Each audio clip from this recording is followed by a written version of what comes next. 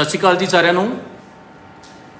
ਅੱਜ ਤੁਹਾਡੇ ਨਾਲ ਗੱਲ ਕਰਨੀ ਸੀ ਨਵਜੋਤ ਸਿੰਘ ਸਿੱਧੂ ਜਿਹੜਾ ਕੱਲ ਉਹਨੇ ਆਪਣੇ ਸੋਸ਼ਲ ਅਕਾਊਂਟ ਤੇ ਕੁਝ ਵੀਡੀਓ ਪਾ ਕੇ ਤੇ ਇੱਕ ਤਰ੍ਹਾਂ ਨਾਲ ਆਪਣੇ ਆਪ ਨੂੰ ਲੋਕਾਂ ਦੇ ਵਿੱਚ ਪੇਸ਼ ਕਰਨ ਦੀ ਕੋਸ਼ਿਸ਼ ਕੀਤੀ ਹੈ ਕਿ ਲਓ ਜੀ ਮੈਂ ਸਬੂਤ ਤੁਹਾਡੇ ਸਾਹਮਣੇ ਪੇਸ਼ ਕਰਤੇ ਹੈ।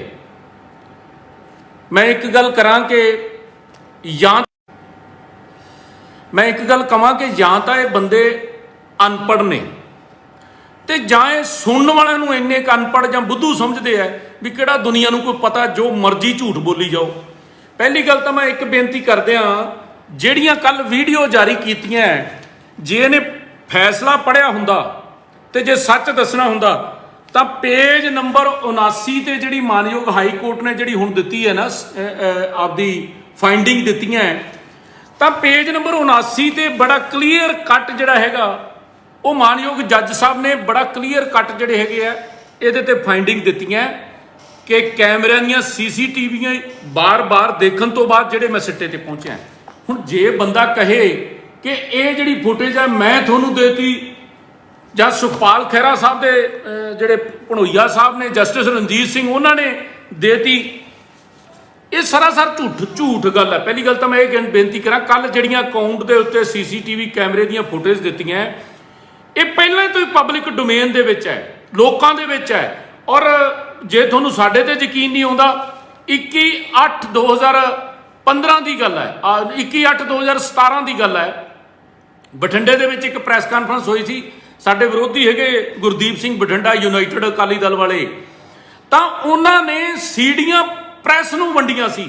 ਤੇ ਜਿਹੜੀ ਗੱਲ ਪ੍ਰੈਸ ਦੇ ਕੋਲੇ ਸੀਡੀਆਂ ਵੰਡੀਆਂ ਹੋਣ, ਲੋਕਾਂ ਦੇ ਕੋਲੇ ਪਬਲਿਕ ਦੇ ਵਿੱਚ ਘਰ ਘਰ ਪਈਆਂ ਹੋਣ, YouTube ਤੱਕ ਪਈਆਂ ਹੋਣ, ਤੇ ਤੁਸੀਂ ਕੀ ਸ਼ੋਅ ਕਰਨਾ ਚਾਹੁੰਦੇ ਹੋ? ਇਹ ਚਾਰ ਵੱਖਰੀਆਂ ਜਿਹੜੀਆਂ ਹੈਗੀਆਂ ਵੀਡੀਓ ਸ਼ੋਅ ਕਰਕੇ। ਇੱਕ ਗੱਲ ਫਿਰ ਥੋੜੀ ਉਦੋਂ ਕਿਉਂ ਨਹੀਂ ਜ਼ਮੀਰ ਜਾਗੀ? ਉਦੋਂ ਤੁਸੀਂ ਸ਼੍ਰੋਮਣੀ ਅਕਾਲੀ ਦਲ ਦੇ ਨਾਲ ਸਹਿਯੋਗੀ ਪਾਰਟੀ BJP ਦੇ ਵਿੱਚ ਸੀ ਤੇ ਤੁਹਾਡੇ ਧਰਮ ਪਤਨੀ ਜਿਹੜੀ CPS ਸੀਗੀ।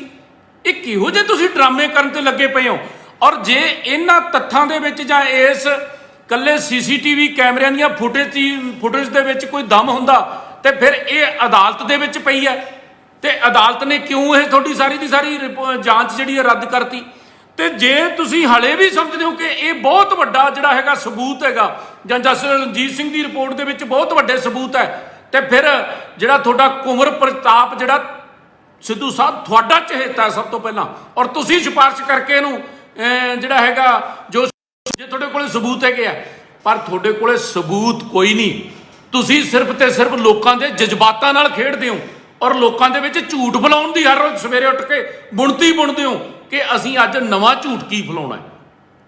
ਔਰ ਮੈਂ ਬੇਨਤੀ ਕਰਦੇ ਹਾਂ ਇਸ ਗੱਲ ਦੀ ਕਿ ਕਾਂਗਰਸ ਪਾਰਟੀ, ਜਿਹੜੀ ਕਾਂਗਰਸ ਪਾਰਟੀ, ਸਿੱਧੂ ਸਾਹਿਬ ਤੁਸੀਂ ਬੈਠੇ ਹੋ, ਇਧਰ ਉਧਰ ਕੀ ਬਾਤ ਕਰਨੀ ਛੋੜ, ਉਸ ਪਾਰਟੀ की बात कर जिस पार्टी ਦਾ ਜਿਹੜੀ ਨੀਂਹ ਹੈ ਉਹ ਸਿੱਖਾਂ ਦੇ ਲਾਸ਼ਾਂ ਤੇ ਰੱਖੀ ਗਈ ਹੈ। ਉਸ ਪਾਰਟੀ 'ਚ ਤੁਸੀਂ ਬੈਠੇ ਹੋ ਜਿਹੜੀ ਤੁਹਾਡੀ ਇੰਦਰਾ ਗਾਂਧੀ ਮਾਰ ਦਿੱਤੀ ਗਈ ਹੈ, ਕਿ ਉਸ ਪਾਰਟੀ 'ਚ ਬੈਠੇ ਹੋ ਜਿਹਨੇ ਲਿਖਤੀ ਰੂਪ ਦੇ ਵਿੱਚ ਆਰਡਰ ਕਰਕੇ ਸ਼੍ਰੀ ਅਕਾਲ ਤਖਤ ਸਾਹਿਬ ਨੂੰ ਢਵਾਇਆ ਹੈ, ਲਿਖਤੀ ਰੂਪ 'ਚ ਆਰਡਰ ਕਰਕੇ ਸਾਡੇ ਉਸ ਗੁਰਪੁਰਬ ਮਤਲਬ ਸ਼ਹੀਦੀ ਦਿਹਾੜੇ ਦੇ ਦਿਨ ਹਮਲਾ ਕਰਕੇ ਹਜ਼ਾਰਾਂ ਲੋਕਾਂ ਨੂੰ ਤੁਸੀਂ ਮੌਤ ਦੇ ਘਾਟ ਉਤਾਰਿਆ। ਤੁਸੀਂ ਗੱਲਾਂ ਕਰਦੇ ਹੋ, ਤੁਸੀਂ ਦਿੱਲੀ ਦੇ ਵਿੱਚ ਕਤਲੇਆਮ ਕਰਾਉਣ ਵਾਲੀ ਪਾਰਟੀ, ਤੇ ਤੁਸੀਂ ਅੱਜ ਗੱਲਾਂ, ਯਾਰ ਕਿਹੜੀਆਂ ਗੱਲਾਂ ਕਰੀ ਜਾਂਦੇ ਹੋ? ਤੁਸੀਂ ਕਿਹੜੀ ਉਸ ਪਾਰਟੀ 'ਚ ਬੈਠੇ ਤੁਸੀਂ ਬੇਅਦਬੀ ਦੀਆਂ ਗੱਲਾਂ ਕਰਦੇ ਹੋ?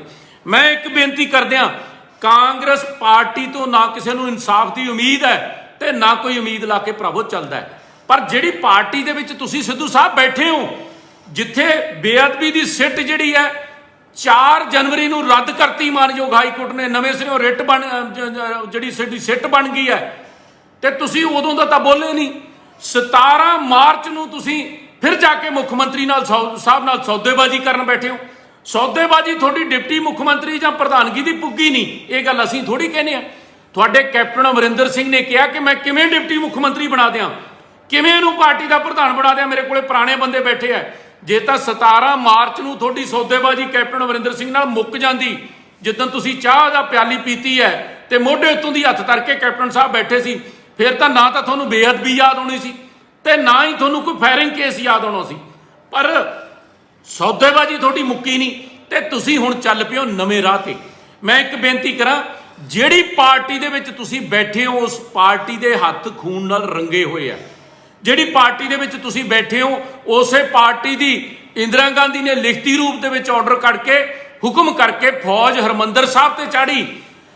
ਸ਼੍ਰੀ ਗੁਰੂ ਗ੍ਰੰਥ ਸਾਹਿਬ ਦੀ ਤਾਬਿਆਂ 'ਚ ਸੇਵਾ ਕਰ ਰਿਹਾ ਬੈਠਾ ਗ੍ਰੰਥੀ ਸਿੰਘ ਸ਼ਹੀਦ ਹੋਇਆ ਔਰ ਸ਼੍ਰੀ ਗੁਰੂ ਗ੍ਰੰਥ ਸਾਹਿਬ ਜਿਹੜੇ ਮੌਕੇ ਤੇ ਪ੍ਰਕਾਸ਼ ਸੀ ਉਹਦੇ ਵਿੱਚ ਵੀ ਤੁਹਾਡੀ ਫੌਜ ਦੀਆਂ ਭੇਜੀਆਂ ਗੋਲੀਆਂ ਲੱਗੀਆਂ।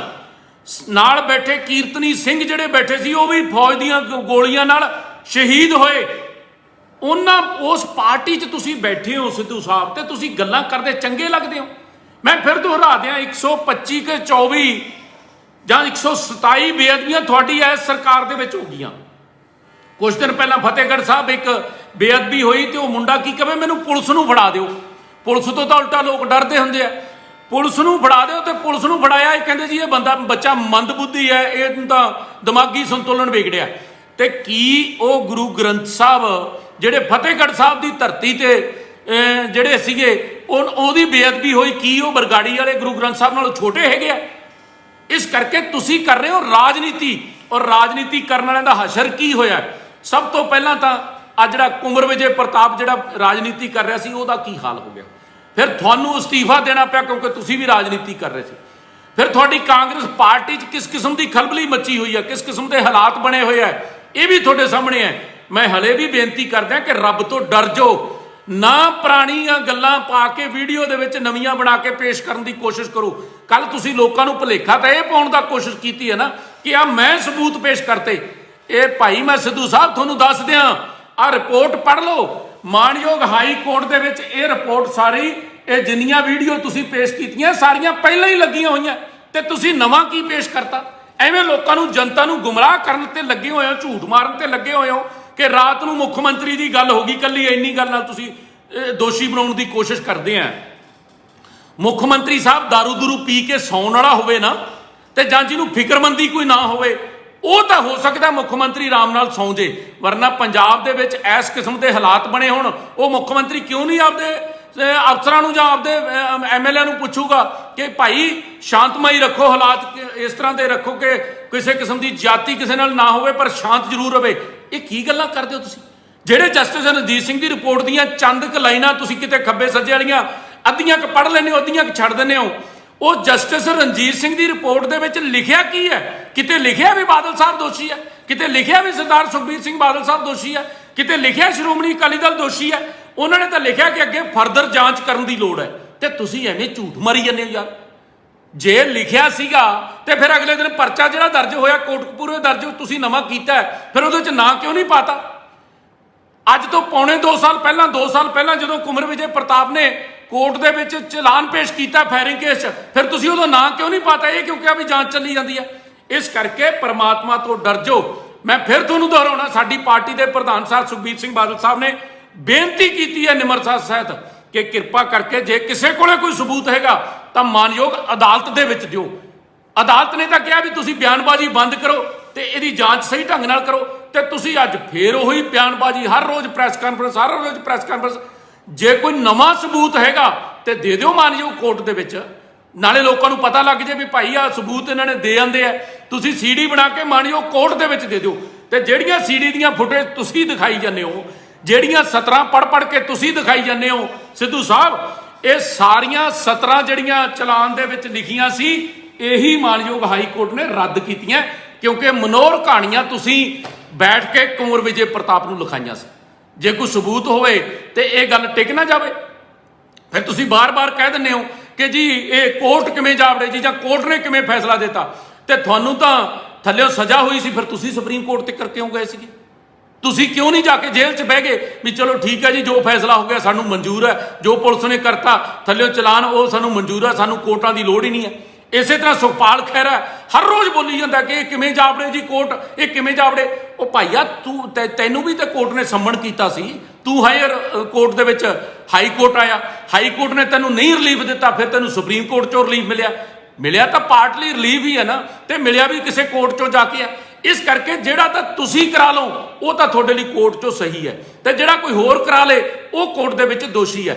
ਹਾਲਾਂਕਿ ਸਾਡਾ ਕੋਈ ਇਸ ਰਿਟ ਪਟੀਸ਼ਨ ਨਾਲ ਲੈਣਾ ਦੇਣਾ ਨਹੀਂ ਸੀ।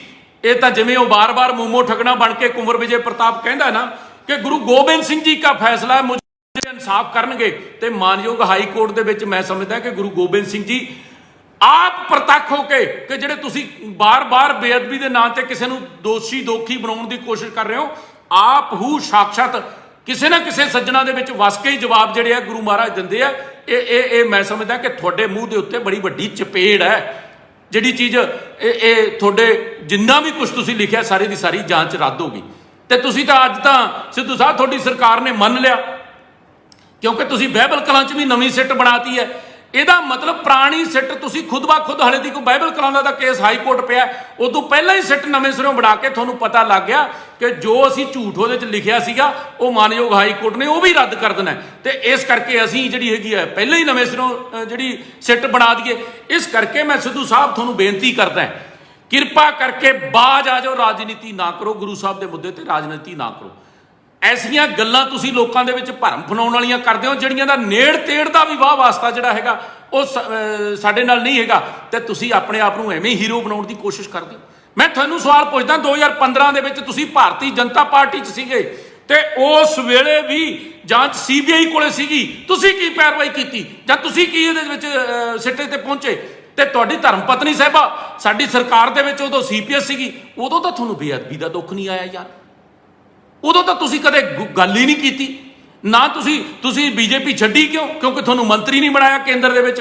BJP ਛੱਡ ਕੇ ਤੁਸੀਂ ਆਮ ਆਦਮੀ ਪਾਰਟੀ ਦੇ ਘਰ ਦੇ ਮੂਹਰੇ ਫਿਰਦੇ ਰਹੇ ਕਿ ਮੈਨੂੰ ਮੁੱਖ ਮੰਤਰੀ ਬਣਾ ਲਓ। ਜੇ ਉੱਥੇ ਸੌਦਾ ਨਹੀਂ ਬਣਿਆ ਤੇ ਤੁਹਾਨੂੰ ਪਤਾ ਨਹੀਂ ਕਾਂਗਰਸ ਵਾਲਿਆਂ ਨੇ ਲਾਰਾ ਲਾਤਾ ਡਿਪਟੀ ਮੁੱਖ ਮੰਤਰੀ ਦਾ, ਤੇ ਤੁਸੀਂ ਭੁੱਲ ਹੀ ਗਏ ਯਾਰ ਕਿ ਇਹ ਉਹ ਪਾਰਟੀ ਹੈ ਜਿਹਨੇ ਸ਼੍ਰੀ ਅਕਾਲ ਤਖਤ ਸਾਹਿਬ ਢਾਇਆ, ਫੌਜਾਂ ਚਾੜੀਆਂ, ਕਤਲੇਆਮ ਕਰਾਇਆ, ਕਿੰਨਾ ਕੁਛ ਕੀਤਾ ਕਾਂਗਰਸ ਪਾਰਟੀ ਨੇ। ਤੁਸੀਂ ਉਹਨਾਂ ਦੀਆਂ ਜਾ ਕੇ ਸਿੱਖਾਂ ਦੀਆਂ ਲਾਸ਼ਾਂ ਤੇ ਬਹਿ ਗਏ ਤੇ ਤੁਸੀਂ ਆਪਦੀ ਕੁਰਸੀ ਮੰਨ ਲਈ।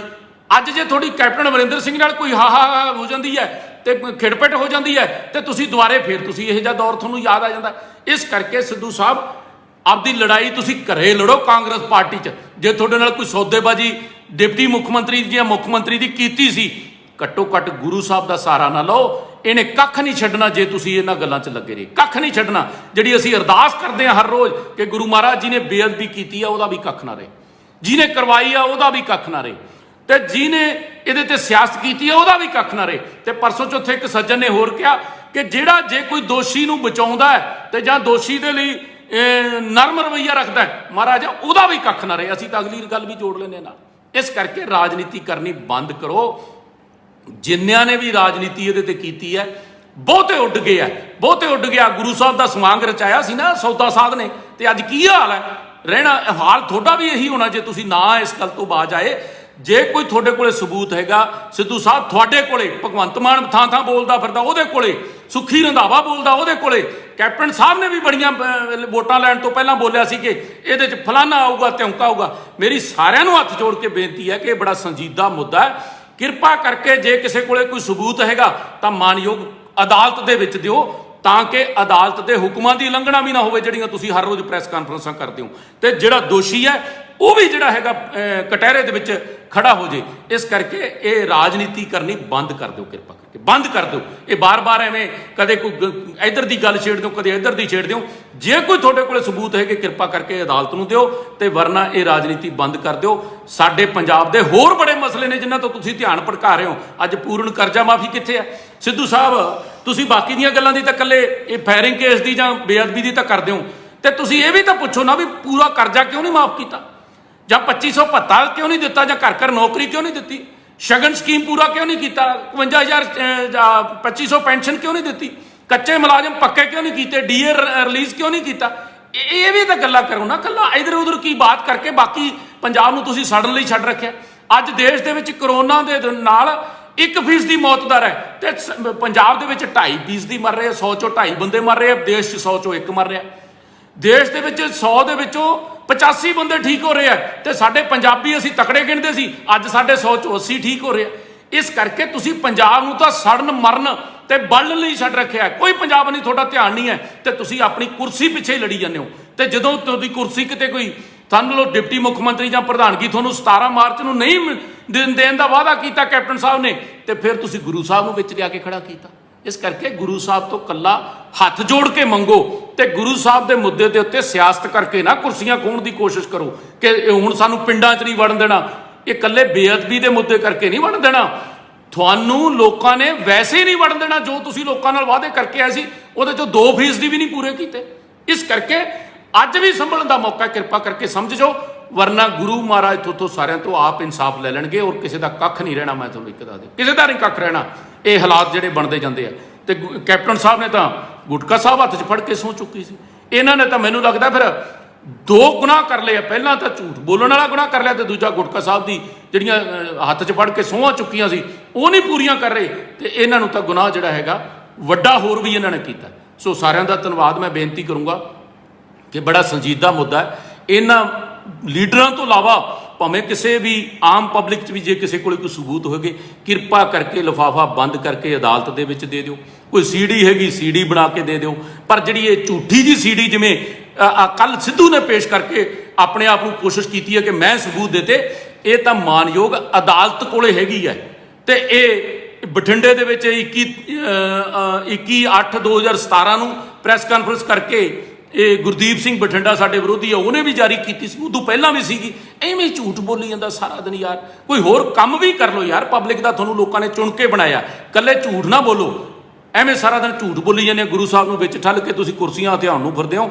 ਇਹ ਗੁਰੂ ਸਾਹਿਬ ਨੇ ਇੱਕ ਵਾਰੀ ਬਖਸ਼ਤੀਆਂ ਸੀ, ਦੁਬਾਰੇ ਨਹੀਂ ਬਖਸ਼ਣੀਆਂ। ਝੂਠ ਨਾ ਬੋਲੋ। ਸੋ ਸਾਰਿਆਂ ਦਾ ਧੰਨਵਾਦ। ਵਾਹਿਗੁਰੂ ਜੀ ਕਾ ਖਾਲਸਾ, ਵਾਹਿਗੁਰੂ ਜੀ ਕੀ ਫਤਿਹ। ਜੇ ਕੋਈ ਗਲਤ ਡੇਟ ਅੰਕੜਾ ਦਿੱਤਾ ਗਿਆ ਹੋਵੇ, ਵੈਸੇ ਮੈਂ ਸਾਰੇ ਪੇਪਰਾਂ ਤੋਂ ਬੋਲਿਆ, ਕਈ ਵਾਰੀ ਬੋਲਦੇ ਹਾਂ ਕੋਈ ਤਰੀਕ ਗਲਤ ਜਾਂ ਕੋਈ ਪੰਨਾ ਨੰਬਰ ਕੋਈ ਗਲਤ ਹੋਵੇ ਤਾਂ ਮੈਂ ਮਾਫੀ ਚਾਹੂੰਗਾ। ਪਰ ਹੈ ਸਾਰਾ ਸਬੂਤਾਂ ਦੇ ਤਹਿਤ, ਨਾ ਕਿ ਇਹਨਾਂ ਵਾਂਗੂ ਅੱਧੀਆਂ ਲੈਣਾ ਛੱਡ ਦਿਓ ਤੇ ਅੱਧੀਆਂ ਬੋਲ ਦਿਓ। ਇਹ ਨਹੀਂ ਅਸੀਂ ਕਰਨਾ। ਸੋ ਸਾਰਿਆਂ ਦਾ ਧੰਨਵਾਦ। ਖਬਰਾਂ ਨਾਲ ਜੁੜੇ ਰਹੋ ਦਿਨ ਰਾਤ ਸਿਰਫ ਪੰਜਾਬ ਵਾਇਰ ਨਿਊਜ਼ ਦੇ ਨਾਲ।